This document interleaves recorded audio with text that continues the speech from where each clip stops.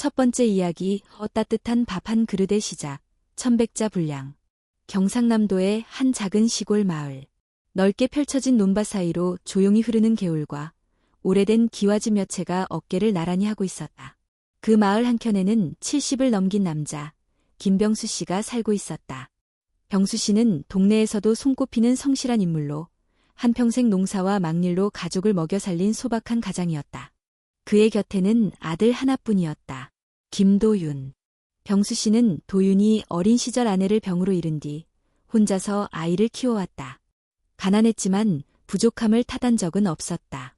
병수 씨는 하루하루 몸이 부서지도록 일하면서도 아들에게는 따뜻한 밥 한 끼와 웃음을 잊지 않으려 했었다.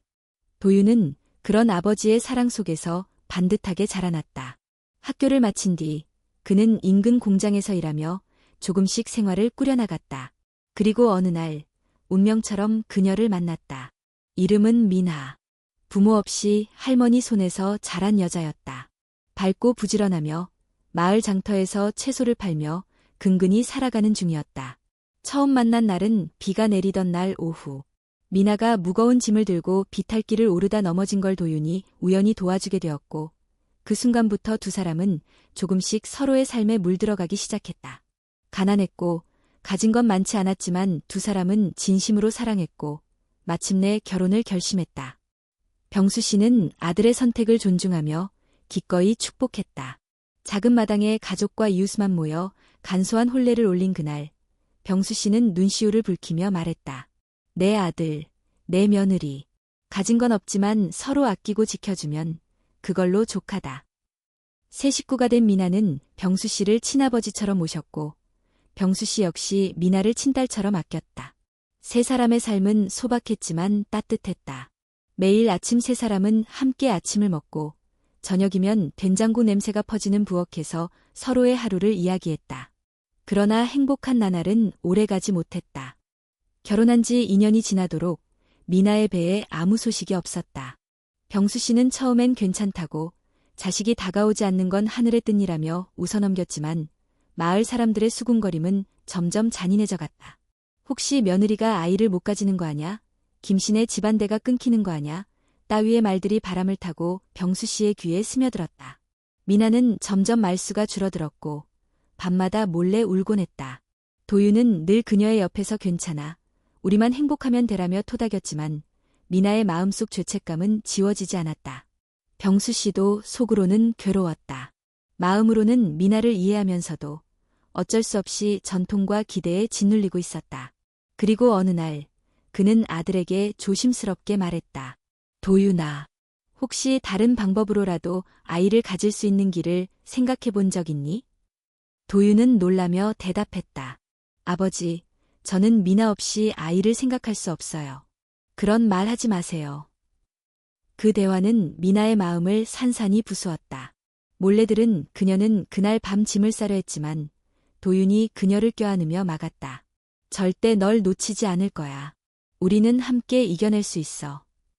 그렇게 세 사람은 세상의 시선을 등지고 서로를 지키며 살아가기로 결심했다. 그러나 진짜 시련은 이제 시작이었다. 두 번째 이야기, 그림자처럼 다가온 아픔.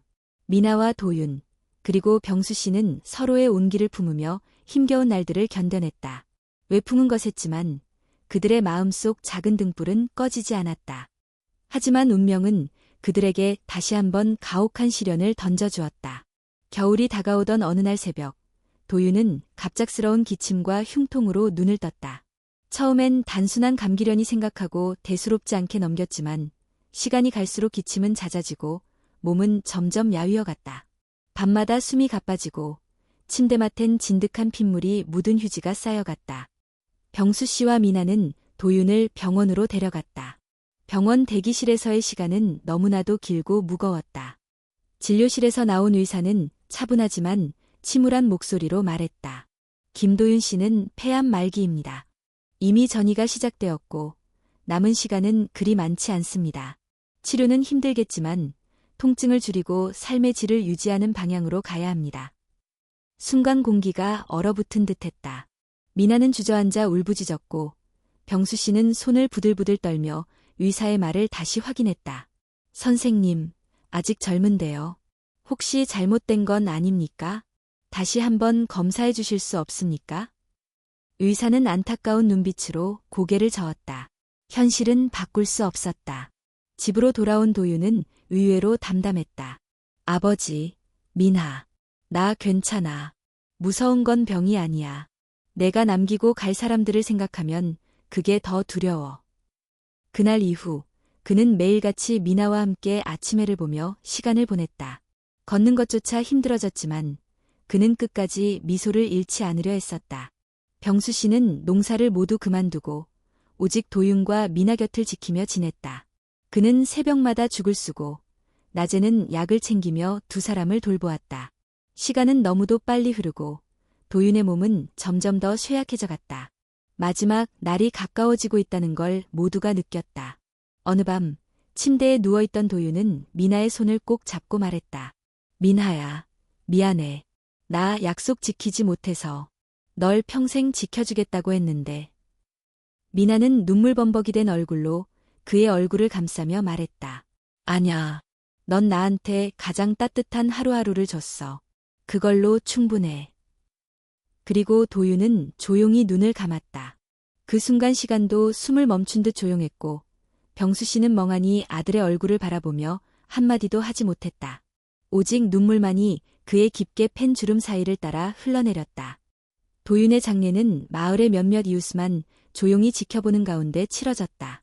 사람들은 말없이 고개를 숙였지만 그 시선 속에는 어딘가 미묘한 거리감이 있었다.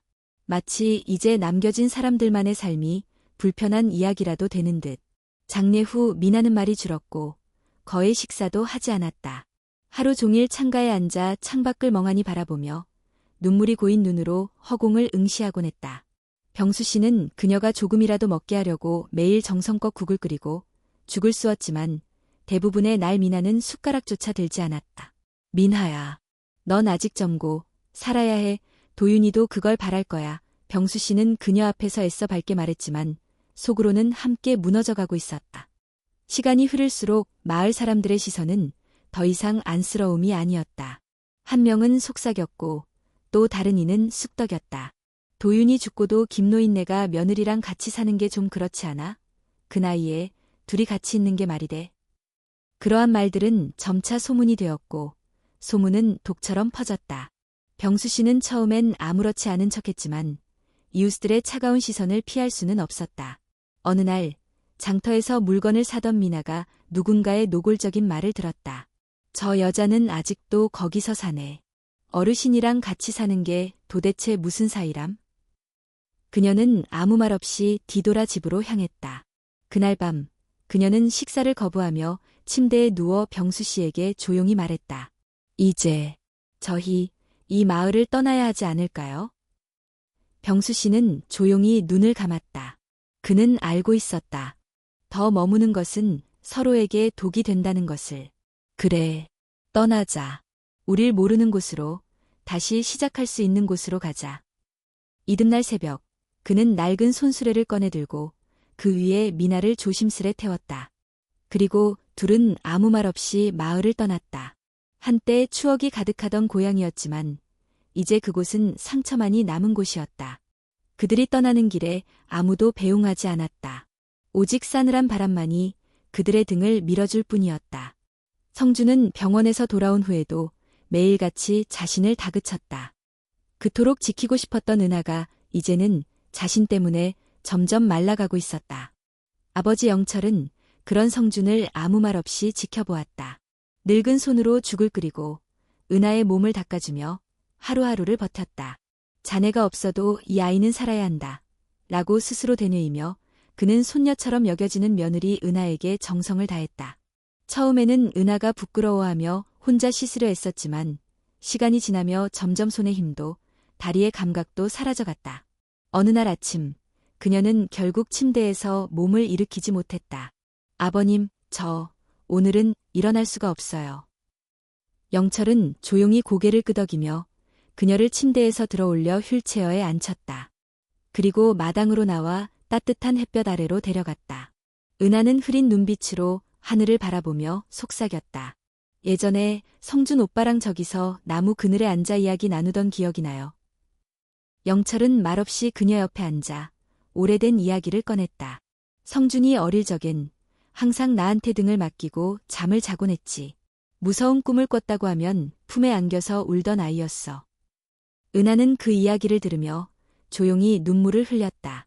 성준은 여전히 그녀의 꿈이었다. 하지만 현실은 그녀에게 더 이상 일어설 수 있는 힘조차 남기지 않았다. 병원에서는 재활치료가 필요하다고 했지만 비용은 감당하기 어려웠다. 영철은 결국 집 한켠에 있는 작은 밭을 팔았고 매일같이 시장에서 짐을 나르는 일을 하며 돈을 모았다. 그가 늙은 몸으로 새벽마다 일터로 향할 때마다 은하는 그에게 미안함과 고마움으로 가슴이 찢어질 듯했다. 어느 날 은하는 결심했다. 아버님, 저 다시 걷고 싶어요. 조금이라도 움직일 수 있게 된다면 제가 할 수 있는 걸 하고 싶어요. 그 말에 영철의 눈이 촉촉해졌다. 그래, 걷자. 우리 다시 햇살 속을 걸어보자꾸나. 그날부터 은하는 재활을 시작했다. 비록 병원이 아닌 집이었지만 영철은 책으로 공부하며 그녀를 돕기 시작했다. 손으로 다리를 주무르고 간이 만든 나무 막대기를 잡게 하며 균형을 맞추도록 도와주었다. 하루에 몇 분이라도 그녀가 일어설 수 있도록 그는 끊임없이 응원하고 지지했다. 그들의 모습은 마을 사람들에게 다시 관심을 끌기 시작했다. 하지만 이번엔 안 좋은 의미로였다. 늙은 시아버지와 젊은 며느리가 매일같이 붙어있는 모습은 곱지 않은 시선을 받았다. 일부는 입을 모아 수군거리기 시작했다. 저게 정상인가? 아무리 가족이라도 그렇지. 남편이 죽고 난 뒤에도 안 나가고 시아버지랑 둘이서 살고 있다더라. 설마 무슨 일이 있는 건 아니겠지? 이런 소문은 곧 마을에 퍼졌고 이웃들도 하나둘씩 거리를 두기 시작했다. 시장에서 일하는 영철에게도 곱지 않은 시선이 따랐고 심지어 몇몇은 물건을 사지 않기도 했다. 은하도 그 소문을 들었다. 처음에는 믿기지 않았다. 자신이 몸 하나 움직이기도 힘든 사람인데 어떻게 그런 말이 나올 수 있는지 이해할 수 없었다. 그러나 소문은 거세졌고 어떤 이들은 대놓고 그들을 모욕했다. 어느 날 아침 은하는 휠체어에 앉아 대문 앞에서 몇 마을 여인들의 대화를 듣게 되었다. 그 집 이상하지 않아? 맨날 같이 다니고 다정한 척. 나 같으면 진작 나가서 친정으로 돌아갔다. 왜 아직도 거기 붙어 있대? 그 말에 은하의 손이 떨렸다. 그녀는 방으로 들어와 이불을 뒤집었었고 처음으로 영철에게 말했다. 저 떠날게요. 아버님께 폐만 끼치고 있는 것 같아요. 영철은 그녀를 바라보았다. 한참을 말없이 앉아 있다가 이내 조용히 말했다. 그럼 나도 함께 가지. 아버님, 왜요? 너는 내 가족이니까. 내가 널 두고 어떻게 여기 남겠니? 그 말에 은하는 고개를 떨구고 눈물을 흘렸다. 근데 우리 어디로 가야 하죠? 그 질문에 영철은 하늘을 바라보며 한참을 생각하더니 말했다. 모르겠다. 하지만 여기서 계속 욕먹으며 살 순 없어. 우리가 틀린 게 아니라 그들이 잘못된 거니까. 우리가 떠나는 게 약한 게 아니라 현명한 선택이야. 그리고 그날 밤 그는 조용히 짐을 쌌다. 은하의 옷가지 몇 벌, 약, 그리고 재활 도구들. 그렇게 이튿날 그들은 새벽녘에 집을 떠났다. 마을 사람들 누구도 그들의 출발을 막지 않았다. 아니, 대부분은 그들이 떠난다는 사실에 안도하는 눈치였다. 은하는 마지막으로 집을 돌아보았다.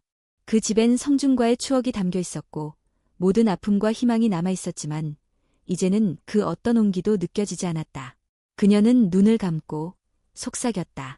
오빠, 잘 가, 나 이제 살아볼게. 그렇게 영철과 은하는 또 다른 여정을 향해 발걸음을 옮겼다. 어디가 끝일지 알 수 없었지만 서로에게 남은 유일한 가족이었고 서로를 지켜주는 버팀목이었다. 새벽 안개가 아직 거치지 않은 시골길을 따라 영철과 은하는 조용히 걸었다. 손수 만든 휠체어를 밀며 한 걸음 한 걸음 앞으로 나아갔다. 짐은 많지 않았다.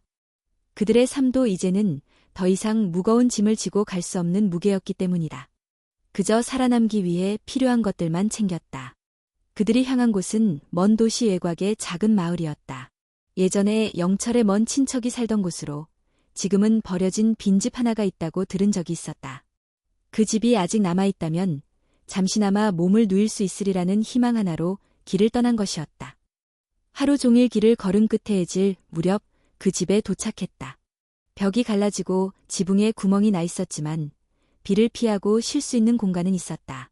영철은 낡은 창문을 열고 먼지를 털어냈고 은하를 조심스럽게 방 안으로 들였다. 비록 낡았지만 우리 둘이 다시 시작할 수 있는 곳이야. 은하는 조용히 고개를 끄덕였다. 이곳이 어디든 그녀에게는 더 이상 도망칠 곳이 없었다. 그리고 무엇보다도 곁에 누군가가 있다는 사실 하나만으로 그녀는 다시 버틸 수 있을 것 같았다. 그날 밤 두 사람은 방 한켠에 돗자리를 깔고 누웠다.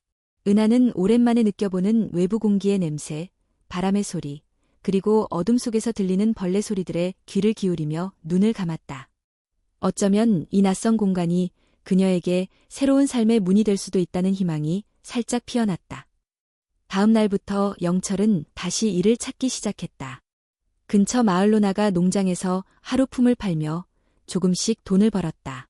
몸은 예전보다 훨씬 약해졌지만 그는 쉬지 않고 일했다. 집으로 돌아올 때는 늘 손에 무언가를 들고 왔다. 때로는 은하가 좋아하던 사과 한 알, 때로는 헌 옷가게에서 산 작은 스웨터 하나. 그런 그의 모습을 보며 은하도 조금씩 마음을 다잡았다. 은하는 매일 아침 창문가에 앉아 햇볕을 받으며 재활 운동을 이어갔다. 손가락을 움직이고 팔을 들어올리고 발끝을 자극하며 감각을 되살리기 위해 애썼다. 영철은 그런 그녀를 위해 작은 운동기구들을 만들었고 동네 한의원에서 남는 약초를 얻어와 다려주었다. 하지만 시간이 지나면서 그들에 대한 이야기가 다시 흘러나오기 시작했다. 새로운 마을이었지만 두 사람이 어떤 관계인지 알지 못하는 이들은 또다시 수군거리기 시작했다. 노인과 젊은 여자가 함께 산대. 저 여자는 몸도 제대로 못 움직이면서 왜 친정으로 안 돌아가지? 이번에도 소문은 걷잡을 수 없이 퍼져나갔다. 심지어 몇몇은 악의적으로 그들의 관계를 왜곡해 퍼뜨렸다. 처음에는 참으려 했다. 그러나 은하의 마음속 깊은 상처는 이미 너무도 많은 파문을 겪고 있었다. 어느 날 동네 아주머니 한 명이 집 앞까지 찾아와 은하에게 말했다. 내가 널 탓하려는 건 아닌데 사람들 눈도 생각해야지. 그런 모습은 좋게 안 보인다. 은하는 아무 말도 하지 못한 채 문을 닫았다. 그리고 방 안에서 조용히 울었다. 얼마나 더 이런 소문 속에서 살아야 할까? 얼마나 더 스스로를 설명해야 할까? 그녀는 더 이상 감정을 억누르지 못했다. 그날 밤 영철은 돌아오자마자 그녀의 얼굴을 보고 무언가가 잘못되었음을 직감했다. 은하야, 무슨 일이니? 은하는 조용히 고개를 들며 말했다. 우리 왜 자꾸 도망쳐야 해요? 우리가 틀렸다는 식으로 살아야 하죠? 영철은 잠시 침묵했다. 그리고 조용히 대답했다. 우린 도망치는 게 아니야. 우린 그저 아직 사람들이 이해하지 못하는 세상에서 살아가는 중이야. 하지만 아버님, 저 너무 지쳤어요. 나도 지쳤지. 하지만 말이다. 성준이가 떠나기 전날 붙잡고 말했어. 아버지, 은하를 부탁드려요. 난 그 말을 잊지 않았어. 은하는 그 말을 듣고 울음을 터뜨렸다. 다시 떠나야 한다면 어디로 가야 할지 몰랐다. 하지만 이번에는 떠나고 싶지 않았다. 그녀는 조용히 말했다. 아버님, 더는 안 떠날래요. 이번에는 저희가 싸워봐요. 영철은 놀란 듯 그녀를 바라보다가 이내 잔잔한 미소를 지었다. 그래, 이번엔 우리가 우리를 지켜보자꾸나. 그 후 두 사람은 사람들의 시선을 피하지 않았다. 은하는 마을 주민들이 모이는 행사에도 참석했고 영철은 공개적으로 은하가 자신의 며느리이며 병으로 인해 함께 지내고 있음을 밝혔다. 소문은 처음엔 더 거세졌지만 점차 사람들의 반응은 달라지기 시작했다. 한 노부부는 조용히 찾아와 말했다. 당신 같은 아버지, 요즘은 보기 힘들어요. 우린 응원합니다. 다른 주민들도 하나, 둘씩 마음을 열기 시작했다. 어느새 마을 사람들 일부는 은하의 재활을 돕기 위해 자발적으로 방문했고 작은 일거리를 소개해주기도 했다. 그제야 은하는 처음으로 공기 같은 삶이 아닌 존중받는 사람으로 존재하고 있음을 느꼈다. 물론 세상의 시선은 완전히 바뀌지 않았지만 그 안에서도 작은 변화의 물결이 생기고 있었다. 그 변화는 그녀 안의 감정도 바꿔놓았다. 더 이상 그녀는 죽고 싶은 사람이 아니었고 스스로를 불쌍하게 여기지도 않았다. 그녀는 이제 조금씩 아주 천천히 살아갈 용기를 얻고 있었다. 그리고 그 용기는 다음날 아침 마당 앞 계단에서 처음으로 그녀가 혼자 힘으로 휠체어를 밀고 나오는 모습으로 이어졌다. 은하가 처음으로 혼자 힘으로 휠체어를 밀고 마당에 나온 그날 아침, 영철은 뒤에서 조용히 지켜보다 눈가를 훔쳤다. 아무 말 없이 그저 미소 지으며 그녀를 바라보았다. 몇 달 전만 해도 죽음의 문턱에서 숨죽이고 있던 아이가 이제는 스스로 햇살을 마주하고 있었다. 햇살이 참 좋네요, 아버님. 은하가 나지막이 말했다. 그래, 이 햇살이 널 위해 기다리고 있었나 보다. 영철은 그렇게 말하며 그녀 옆에 앉았다. 그날 이후로 은하는 하루하루를 다르게 살아가기 시작했다. 아침이면 일찍 일어나 스스로 옷을 갈아입고 운동을 했다. 처음엔 손가락 몇 번 구부리는 것도 버거웠지만 지금은 팔을 들 수 있었고 바닥을 짚고 몸을 약간 들어 올릴 수도 있었다. 그 작은 진보는 그녀에게 세상을 다시 보여주었다. 이전에는 창문 너머로 세상을 바라보기만 했지만 이제는 세상 속으로 조금씩 나아가고 있었다. 동네의 일부 주민들과도 관계가 회복되어 갔다. 그녀의 진심 어린 태도와 조용한 인사, 그리고 무엇보다도 자신의 한계를 인정하면서도 포기하지 않는 모습을 통해 사람들은 조금씩 마음을 열었다. 그러던 어느 날 마을 복지센터에서 연락이 왔다. 은하 씨, 혹시 마을 아이들에게 책 읽어주는 활동에 관심 있으세요? 그 제안을 받은 은하는 망설였다. 제가 잘할 수 있을까요? 말하는 것도 아직 조금 힘들고. 그러나 영철이 등을 가볍게 밀어주었다. 잘하고 못하고가 아니야. 내가 가진 진심이 아이들에게 닿는 게 중요하지. 그 말에 용기를 얻은 은하는 조용히 고개를 끄덕였다.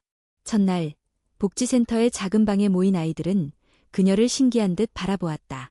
한쪽에 휠체어가 놓이고 거기에 앉은 은하가 조용히 책을 펴들었다. 얘들아, 오늘은 아주 조용하고 작은 이야기 하나를 들려줄게. 이건 내가 정말 좋아하는 이야기야. 그녀의 목소리는 크지 않았지만 방 안은 금세 고요해졌고 아이들은 숨죽이며 그녀의 말에 귀를 기울였다. 이야기 속에는 외로운 새가 나오고 다리를 다친 고양이가 등장하며 아무도 없는 마당에서 피어난 작은 들꽃이 주인공이 되었다. 책을 덮었을 때 가장 조용하던 아이 하나가 손을 들고 물었다. 그 들꽃은 혼자 살아남았어요. 은하는 잠시 생각하다가 미소 지으며 대답했다. 응, 혼자였지만 어느 날 누군가가 물을 주었단다. 그때부터 더 단단해졌지. 아이의 눈이 반짝였다. 그날 이후 은하는 매주 한 번 복지센터를 찾아가 아이들과 시간을 보냈다. 때로는 책을 읽어주고 때로는 종이접기를 함께했고 어떤 날은 아이들의 이야기를 조용히 들어주는 역할을 하기도 했다. 그 모습은 마을 주민들에게도 알려졌고 이제는 그녀를 향한 시선도 더 이상 편견의 눈빛이 아니었다. 요즘 저 은하 씨가 아이들 돌보는 걸 보면 참 대단해. 몸이 불편한데도 그렇게 따뜻하게 말해주는 사람이 어디 있나. 그러한 말들은 결국 마을 신문에도 실리게 되었고 조용한 목소리로 전하는 희망이라는 제목 아래 그녀의 사진이 작게 실렸다. 그 사진 속에서 은하는 아이들 사이에 앉아 책을 들고 조용히 웃고 있었다. 영철은 그 신문을 받아들고는 한참을 말없이 바라보다 천천히 접어 서랍 안에 넣었다. 이제 너는 누구보다 멋진 사람이다. 그 말에 은하는 고개를 숙였지만 입가에는 미소가 피어 있었다. 그러던 어느 날 집에 낯선 방문객이 찾아왔다. 은하의 사촌 언니였다. 성준의 장례 이후부터 연락을 끊었던 친정 쪽에서 온 첫 번째 사람이었다. 그동안 정말 미안했어. 우리는 내가 힘든 걸 알면서도 아무것도 하지 못했어. 은하는 조용히 말했다. 지금이라도 찾아와줘서 고마워요. 그녀는 집 안으로 언니를 들였고 따뜻한 차 한 잔을 내놓았다. 그날 밤 오랜 시간 쌓였던 이야기들이 풀어졌고 오해와 침묵 속에 단절되었던 가족의 정이 조금씩 회복되어 갔다. 며칠 후 사촌 언니는 조심스레 제안했다. 우리 집 근처에 너랑 잘 맞을 만한 직업재활센터가 있어. 거기서 다시 배우고 내 손으로 무언가 만들어보는 건 어때? 은하는 잠시 망설였지만 다시 눈을 들고 말했다. 저 해보고 싶어요. 그리하여 새로운 계절이 찾아올 무렵 은하는 주 3회 버스를 타고 직업재활센터로 다니기 시작했다. 처음에는 간단한 카드 만들기나 수세미 뜨기부터 시작했지만 점차 그녀의 손끝은 감각을 되찾아갔다. 그녀는 지금 잃어버린 세계를 다시 만나는 중이었다. 그리고 그 여정에는 언제나처럼 조용히 곁을 지켜주는 한 사람이 있었다. 영철은 여전히 매일 그녀를 배웅하고 마당을 쓸고 된장국을 끓였다. 그는 세상이 보지 못한 아버지의 방식으로 그녀를 끝까지 품고 있었다. 그리고 어느 날 은하는 재활센터에서 만든 조그마한 손뜨개 인형을 들고 돌아와 영철에게 조심스레 건넸다. 아버님을 닮은 인형이에요. 고마워. 영철은 아무 말 없이 그 인형을 받아들고 손끝으로 조심스레 쓰다듬었다. 눈은 붉어졌지만 그 얼굴엔 세상 가장 따뜻한 미소가 번져 있었다. 그날 이후로 은하와 영철의 일상은 한층 더 규칙적으로 평온하게 흘러갔다.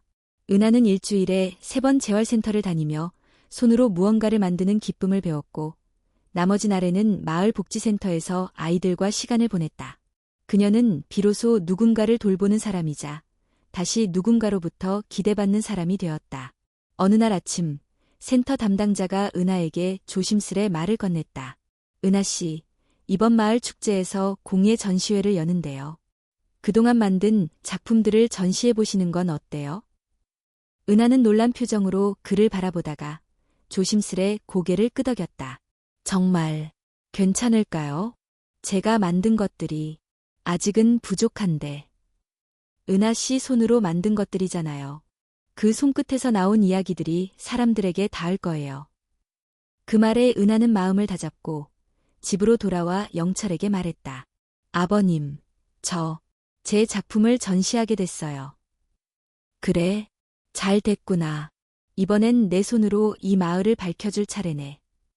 그날 밤 그녀는 지난 몇 달간 만든 인형과 수세미, 손편지, 조그만 장식품들을 하나하나 꺼내어 닫고 정리했다. 작품 하나하나에는 그녀의 삶이 깃들어 있었다. 희망 없이 시작했던 재활의 시간, 아이들의 웃음을 들으며 용기를 낸 순간, 영철의 손길에 기대어 다시 일어서려 했던 날들. 전시회 당일 마을 광장에는 작은 부스들이 줄지어 설치되었고 은하의 부스에는 조용한 손의 이야기라는 팻말이 걸렸다. 영철은 일찍부터 마당을 정리하고 손수건으로 셔츠를 다려 입고는 은하 곁에서 묵묵히 도왔다. 처음엔 다들 지나치겠지만 하나 둘 멈추고 보게 될 거야. 왜냐면 이건 살아있는 이야기들이니까. 그 말처럼 처음엔 지나가던 사람들도 점점 발걸음을 멈추고 그녀의 작품을 바라보기 시작했다. 이 인형, 손으로 하나하나 만든 건가요? 어머, 이 글고 너무 따뜻해요. 만든 분이 직접 여기 계시다니. 정말 멋지세요. 은하는 부끄러운 듯 미소 지으며 사람들의 말을 들었다.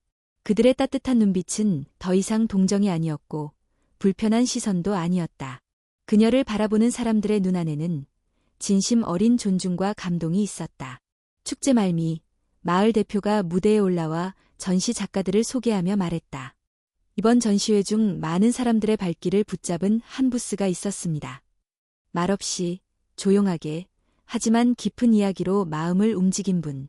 조은하 씨, 앞으로 나와주세요. 청중의 박수 속에 은하는 떨리는 손으로 휠체어를 움직였다. 그녀는 무대 위에 서는 대신 그 앞에 멈춰서서 짧게 인사했다. 저는 다시 걷지는 못하지만 누군가의 마음에 닿을 수는 있다는 걸 알게 되었습니다. 제 손이 만든 것들에 누군가가 미소를 지어주신다면 저는 그것만으로 충분합니다. 박수는 오래도록 이어졌고 영철은 조용히 눈시울을 훔쳤다. 그 순간 그는 성준의 얼굴을 떠올렸다. 아버지, 은하를 부탁드려요. 그 마지막 부탁이 이제야 진심으로 지켜졌다고 느낄 수 있었다. 축제가 끝난 뒤 지역신문은 그녀의 이야기를 크게 실었다. 다시 피어난 손끝의 희망이라는 제목과 함께 은하가 미소 지으며 손뜨개 인형을 들고 있는 사진이 메인에 실렸다. 그 기사엔 이렇게 적혀 있었다. 몸이 아닌 마음으로 만든 것들이 세상을 다시 잇는다. 이 기사를 계기로 외부의 복지재단에서 연락이 왔다. 은하 씨, 저희는 지역장애 여성들의 자립을 돕는 기관입니다. 혹시 강의나 멘토링을 해보실 생각 있으세요? 은하는 놀란 눈으로 영철을 바라보았고 그는 미소 지으며 고개를 끄덕였다. 너의 시간이 온 거야. 그리하여 은하는 자신이 한때 절망했던 그 자리에서 이제는 누군가를 끌어올리는 사람이 되었다. 그녀는 말한다. 내가 다시 살고 싶다고 느낀 그 순간 인생은 바뀌기 시작했어요. 이제 그녀는 과거의 자신에게 말해줄 수 있다. 포기하지 말아줘. 아주 작은 빛이라도 언젠가 너를 껴안을 거야. 그리고 그 빛이 지금의 그녀를 여기까지 이끈 것이다. 그날 밤 은하는 처음으로 자필로 긴 편지를 썼다. 받는 사람은 성준. 오빠, 잘 지내고 있지요? 나는 아직도 너를 그리워해요. 하지만 이제는 그리움만으로 하루를 보내진 않아요. 내 안의 생명과 아버님의 따뜻한 등 뒤에서 다시 살아가고 있어요. 언젠가 다시 만날 때 지금의 내가 부끄럽지 않도록 오늘도 열심히 살아볼게요. 사랑해요. 편지를 접어 창가에 두고 은하는 창문을 열었다. 밤바람이 부드럽게 불어오고 그녀의 손끝을 스치며 지나갔다.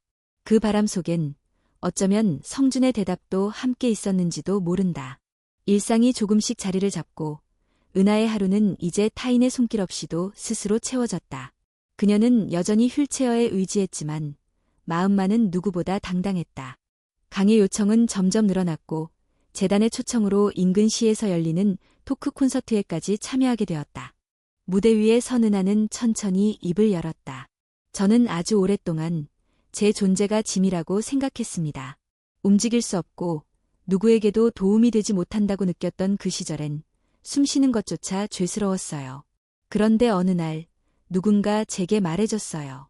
당신은 존재만으로도 빛나는 사람이라고. 그녀는 잠시 말을 멈췄다. 그 한마디가 제 삶을 바꿨습니다. 객석에서 들려오는 조용한 숨소리, 물기 어린 눈동자들이 그녀의 말에 집중하고 있었다.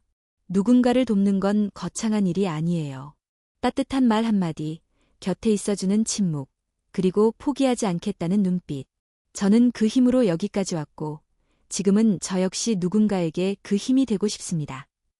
행사가 끝난 후 많은 이들이 그녀에게 다가왔다. 장애가 있는 자녀를 둔 어머니, 사회복지학을 공부하는 대학생, 그리고 병원에서 치료 중인 이들까지. 그들은 모두 은하의 손을 꼭 잡고 짧은 인사를 남겼다. 당신 덕분에 오늘 하루가 따뜻해졌어요. 희망이란 단어가 다시 살아났어요. 그날 밤 은하는 영철과 함께 조용히 집으로 돌아왔다. 버스 안에서 영철은 그녀에게 물었다. 은하야, 내가 그 무대에 서 있는 걸 보는데 문득 성준이가 보이더구나. 똑같은 눈빛이었어. 부끄러움 없는 눈빛. 은하는 미소 지으며 대답했다. 이젠 저도 성준 오빠에게 부끄럽지 않게 살고 싶어요. 이후로도 은하의 여정은 계속되었다. 복지재단은 그녀에게 더 큰 활동을 제안했다. 은하 씨, 지역센터를 하나 여는 건 어떠세요? 장애 여성들이 직접 공예를 배우고 작품을 판매하며 자립할 수 있는 공간이에요. 그 말에 은하는 망설였다. 제가 할 수 있을까요? 그러자 영철이 조용히 말했다. 지금까지 해온 것만 봐도 충분히 할 수 있다는 걸 모두가 믿고 있어. 결국 그녀는 결심했다. 작은 공방 하나를 열기로. 이름은 다시 봄. 다시 피어난 삶, 다시 시작된 꿈이라는 의미를 담았다. 공방 개소식 날, 작지만 정성 가득한 행사에 수많은 사람들이 모였다. 과거 복지센터에서 함께했던 아이들, 재활센터 동료들, 마을 주민들, 그리고 은하를 지켜봐온 수많은 사람들이 축하의 마음을 안고 찾아왔다. 은하는 휠체어에 앉은 채 앞에 서서 조용히 인사했다. 이 공방은 단순한 작업장이 아닙니다. 이곳은 우리가 서로를 지지하고 다시 살아가는 용기를 나누는 공간이 될 겁니다. 박수 속에서 한 남자가 조용히 앞으로 나왔다. 그는 낯익은 얼굴이었다. 성준의 고등학교 동창이자 한때 은하를 멀리하던 이웃 중 하나였던 이준이었다. 은하 씨, 예전에 제가 많이 무심했던 거 정말 미안합니다. 그 말에 은하는 놀란 듯 그의 얼굴을 바라보았고 조용히 고개를 끄덕였다. 괜찮아요. 이젠 우리가 서로를 이해할 수 있게 된 거니까요. 그날 이후 공방은 빠르게 자리를 잡았다. 누구든지 들러 커피를 마시며 수공예를 체험할 수 있는 공간, 말없이 시간을 보낼 수 있는 독서 코너, 그리고 장애 여성들의 재능을 세상에 드러낼 수 있는 진열대. 공방에서 처음으로 판매된 작품은 은하가 만든 작은 브로치였다.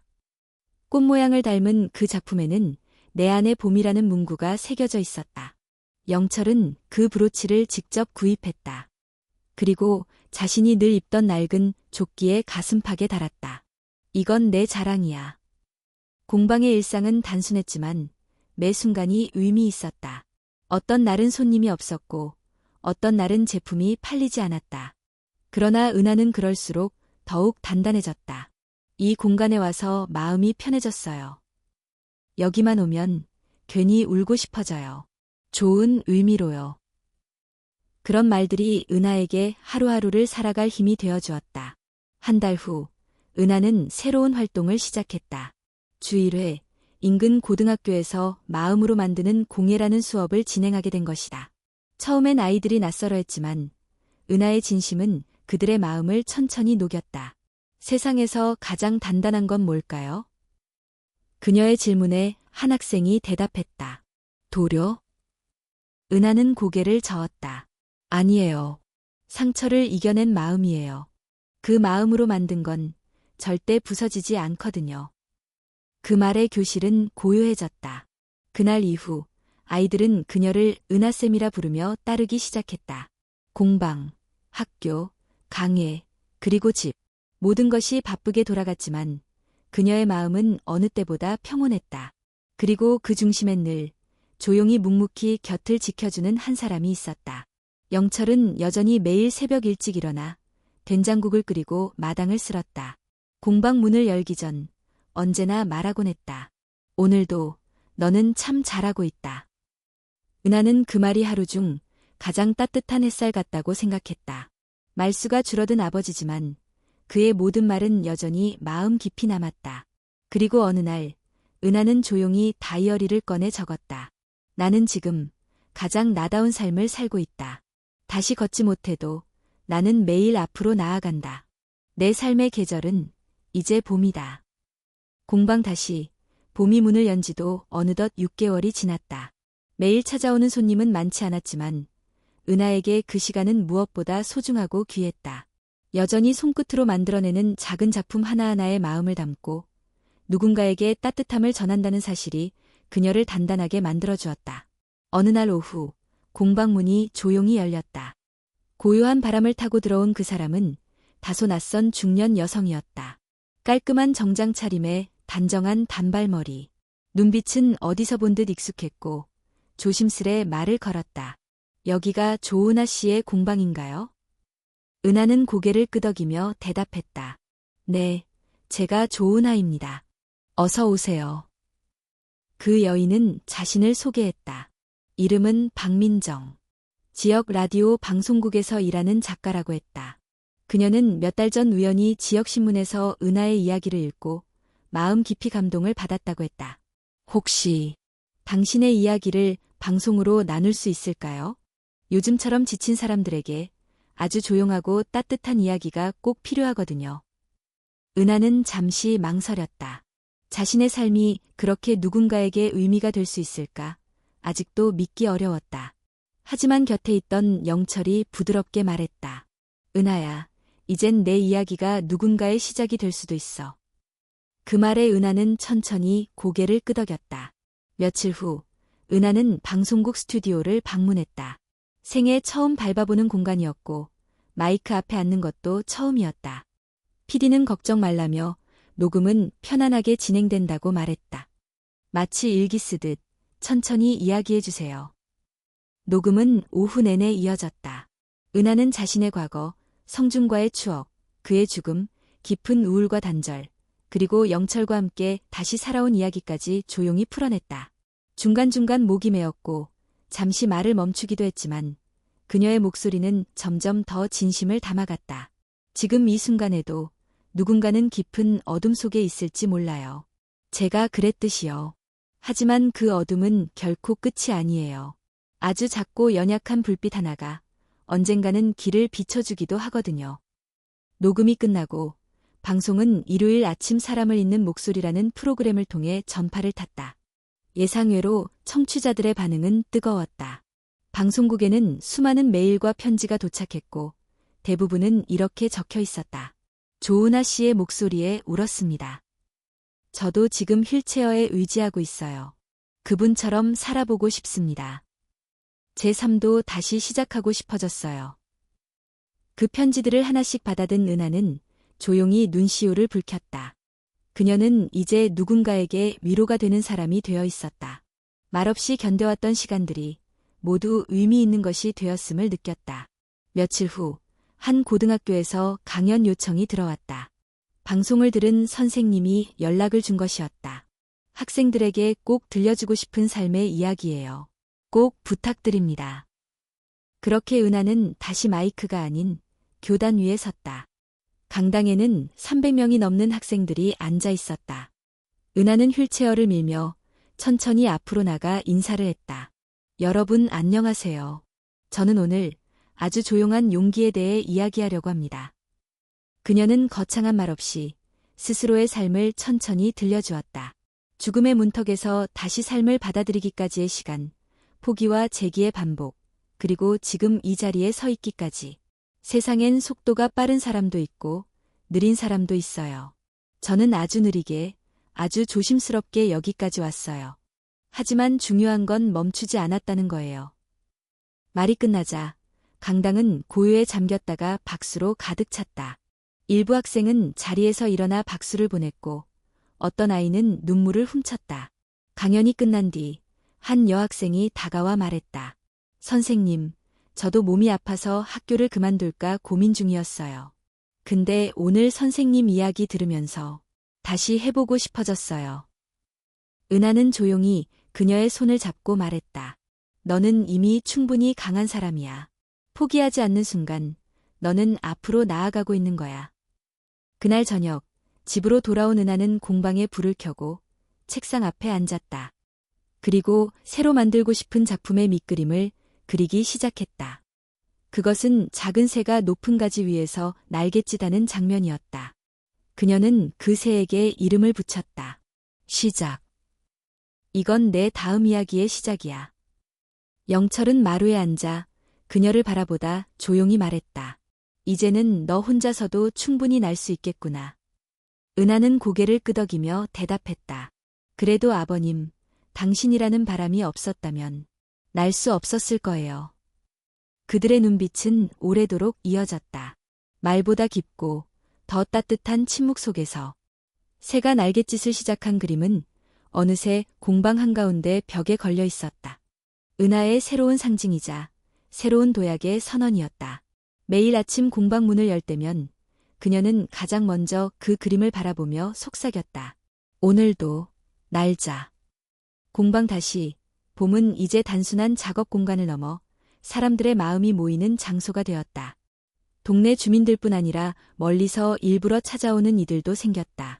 고요한 공간에서 함께 시간을 보내고 은하와 대화를 나누며 각자의 상처를 조용히 다독였다. 그 무렵 영철은 전보다 자주 기침을 하기 시작했다. 처음엔 피곤해서 그러려니 했다. 하지만 기침은 점점 깊어졌고 밤에는 숨을 쉬기 힘들다며 몸을 웅크리는 날도 많아졌다. 아버님, 병원에 가보셔야 해요. 은하는 여러 번 권했지만 영철은 늘 손을 내저었다. 나야, 이제 늙은 몸이다. 조금 기침하는 게 당연하지. 하지만 그녀는 그 말이 점점 두려워졌다. 그리고 어느 날 밤, 영철이 잠결에 피를 토했다. 급히 병원으로 향했고 여러 검사를 마친 뒤 의사는 조심스럽게 진단을 전했다. 폐렴이 심각한 수준입니다. 연세도 있고 이미 폐 조직이 많이 약해져 있어요. 당분간은 입원 치료가 필요합니다. 은하는 병실에서 영철의 손을 꼭 잡고 앉아 있었다. 오랜 세월 묵묵히 그녀를 지켜준 그 손은 이제 말라 있었고 힘도 많이 빠져 있었다. 은하야, 나 병원 냄새 싫어. 집에 가고 싶다. 아버님, 조금만요. 치료받고 다시 돌아가요. 그녀는 흔들리는 마음을 다잡으며 간호사에게 하루 3번 약을 챙겨받고 매 끼니를 옆에서 도왔다. 하지만 영철은 날이 갈수록 더 말라갔고 깊은 잠에 빠져 있는 시간이 길어졌다. 은하는 공방 일정을 줄이고 병실에 머물며 그의 곁을 지켰다. 어느 날 저녁, 해가 지기 직전 영철이 희미하게 눈을 떴다. 은하야, 여기 있구나. 네, 아버님. 저 여기 있어요. 내가 있어서 다행이다. 정말 잘 살았다. 그는 천천히 그녀의 손을 감싸며 조용히 숨을 고르더니 눈을 감았다. 은하는 끝내 울음을 삼키지 못했다. 그의 마지막 말은 따뜻했고 조용했고 무거웠다. 마치 오랜 계절이 끝나는 듯한 순간이었다. 장례는 소박하게 치러졌다. 은하와 공방의 사람들, 동네 이웃들, 재단 관계자들까지 함께하며 마지막 길을 배웅했다. 사람들은 말했다. 정말 훌륭한 분이셨어요. 조용히, 그러나 많은 사람을 살린 분이었죠. 은하는 아무 말도 하지 않았다. 눈물도 흘리지 않았다. 단지 그가 늘 앉던 마루에 나란히 앉아 조용히 하늘을 바라보았다. 며칠 후 공방은 다시 문을 열었다. 그녀는 아버지의 빈자리를 향해 고개를 숙였고 마치 그가 여전히 지켜보고 있다는 듯 작은 인형 하나를 그의 자리에 놓았다. 이제 제가 지켜드릴게요. 아버님이 저를 지켜주셨듯이. 시간은 천천히 흘렀고 은하는 조금씩 일상으로 돌아왔다. 물론 그 일상 속엔 영철의 부재간을 그림자처럼 드리워 있었다. 아침마다 마당을 쓸던 소리, 된장국 냄새, 따뜻한 한마디 인사. 모든 것이 아직 생생하게 남아 있었다. 그러나 그녀는 멈추지 않았다. 아버지가 남긴 마음의 온기를 안고 다시 천천히 걸어가기 시작했다. 그 즈음 은하는 작은 제안을 받았다. 은하 씨, 서울에서 열리는 삶의 기록전에 초청하고 싶습니다. 장애인의 일상과 희망을 주제로 한 전시인데 공방과 당신의 이야기가 많은 이들에게 위로가 될 거예요. 서울이라는 단어는 그녀에게 여전히 낯설었지만 이번엔 고개를 끄덕였다. 저는 누군가로부터 받은 따뜻함을 이제는 전하고 싶어요. 전시 준비는 바쁘게 진행되었고 공방에서 만든 작품들이 하나둘 포장되어 서울로 보내졌다. 은하도 휠체어를 타고 마침내 처음으로 도시 한복판에 섰다. 거대한 전시장, 수많은 사람들, 밝은 조명 속에서 그녀의 이야기가 전시되었다. 그곳엔 성준과의 사진, 영철과 나눈 손편지, 공방의 모습, 그리고 아이들과 함께한 날들의 기록이 담겨 있었다. 그녀는 어느새 조용한 비디라 불리는 사람이 되어 있었다. 전시 마지막 날, 그녀는 관람객들에게 짧은 인사를 전했다. 저는 아무것도 가진 게 없었습니다. 움직일 수 없었고 말할 힘도 없었어요. 하지만 누군가 저를 믿어주었고 기다려주었고 함께 울어주었습니다. 그 사랑 덕분에 저는 여기까지 올 수 있었습니다. 그녀는 깊게 고개를 숙였다. 그리고 말했다. 지금 이 순간도 어딘가에서 버티고 계신 분들에게 제 삶이 작은 위로가 되었으면 합니다. 당신은 혼자가 아닙니다. 서울에서의 전시는 은하에게 또 하나의 전환점이었다. 낯선 도시에서 마주한 수많은 사람들의 시선과 반응, 그리고 그녀의 삶에 공감해주는 목소리들은 그녀가 지나온 모든 고통을 위로하듯 다가왔다. 전시 마지막 날 밤, 은하는 숙소 창가에 앉아 도심의 불빛을 바라보았다. 창밖에는 수많은 차와 사람들이 분주히 움직이고 있었지만 그녀의 마음은 오히려 조용하고 단단했다. 그녀는 다이어리를 꺼내 마지막 장에 이렇게 썼다. 이야기는 끝이 아니다. 지금도 여전히 누군가는 아픔 속에 있고 어딘가에서 누군가는 스스로를 잃고 있다. 하지만 내가 여기까지 왔듯이 그들도 반드시 다시 살아날 수 있다. 나는 이제 그들을 위한 다리가 되고 싶다. 서울에서 돌아온 후 은하는 공방을 다시 열었다. 공방 다시. 봄은 이제 단순한 공간이 아니라 전국에서 사람들이 찾는 회복의 장소가 되었다. 자신이 만든 작품들이 작은 전시회와 플리마켓에 초청되었고, 그녀는 다른 장애인 작가들과 함께 협업 프로젝트도 시작했다. 그녀의 이야기는 이제 책으로도 출간되었고, 청소년과 교도소, 요양병원 등에서 강연 요청이 끊이지 않았다. 하지만 그녀는 늘 똑같이 말했다. 저는 특별한 사람이 아닙니다. 다만 살아남은 사람일 뿐입니다. 영철이 떠난 지 1년이 되는 날, 은하는 그가 좋아하던 된장국을 끓였다. 그날은 비가 오고 있었고 공방 마당엔 작은 바람이 불었다. 은하는 방 앞에 작은 사진 액자를 놓고 된장국을 그 앞에 올렸다. 아버님, 저 잘 살고 있어요. 보고 싶고 그립지만 당신이 저에게 준 따뜻함으로 오늘도 다른 누군가의 등을 토닥이고 있어요. 그날 오후 그녀는 공방에 앉아 편지를 썼다. 편지의 수신인은 과거의 자신이었다. 조은하에게 너는 그때 참 많이 울었지. 혼자라고 느꼈고 끝이라고 생각했지. 하지만 지금 너는 살아있어. 누군가의 손을 잡아주고 있고 너처럼 울고 있는 사람들의 마음을 다독이고 있어. 그러니까 그때의 너에게 말해주고 싶어. 잘 견뎌줘서 고마워. 다시 피어나줘서 고마워. 그리고 아직도 넌 충분히 아름다워. 그 편지를 접어 책상 서랍에 넣고 그녀는 다음 작업을 시작했다. 이번엔 아예 새로운 프로젝트였다.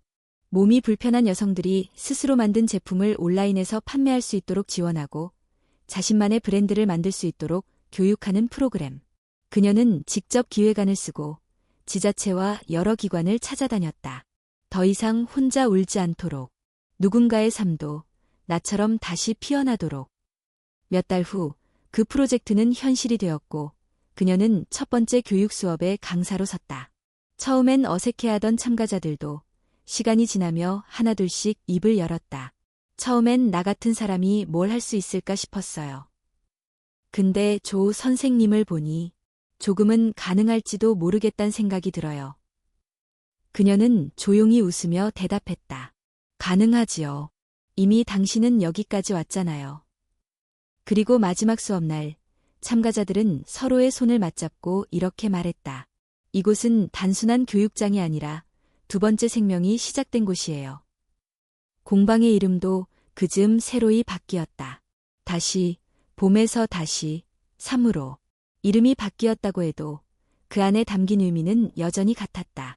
겨울을 지나 피어난 삶, 절망을 딛고 되살아난 용기, 그리고 여전히 누군가의 등을 지탱해주는 따뜻한 마음. 봄이 지나 여름이 오고 가을이 다시 돌아올 무렵 은하는 가만히 마당에 앉아 노을을 바라보았다. 혼자가 아니었다. 주변에는 함께 일하는 동료들이 있었고 아이들은 이제 그녀를 작은 선생님이라 부르며 마당에서 뛰어놀았다. 그녀는 알았다. 이 모든 건 기적이 아니었다. 시간이 만든, 사람들의 마음이 만든 느리고 조용한 변화의 결과였다. 마지막 장면. 공방 마당에 작은 꽃이 피어 있었다. 예전 성준과 함께 보았던 들꽃과 닮은 모습. 그 꽃 앞에서 은하는 조용히 앉아 눈을 감았다. 그리고 마음속으로 말했다. 성준아, 나 지금 정말 괜찮아. 이제 너를 그리워하지 않아도 괜찮을 만큼 내 삶을 사랑하게 되었어. 하늘은 맑았고 바람은 부드러웠다. 어딘가에서 누군가의 시작이 또 피어나고 있을 시간. 그렇게 은하의 긴 여정은 마침내 끝이 아니라 또 다른 봄의 문을 열고 있었다. 끝.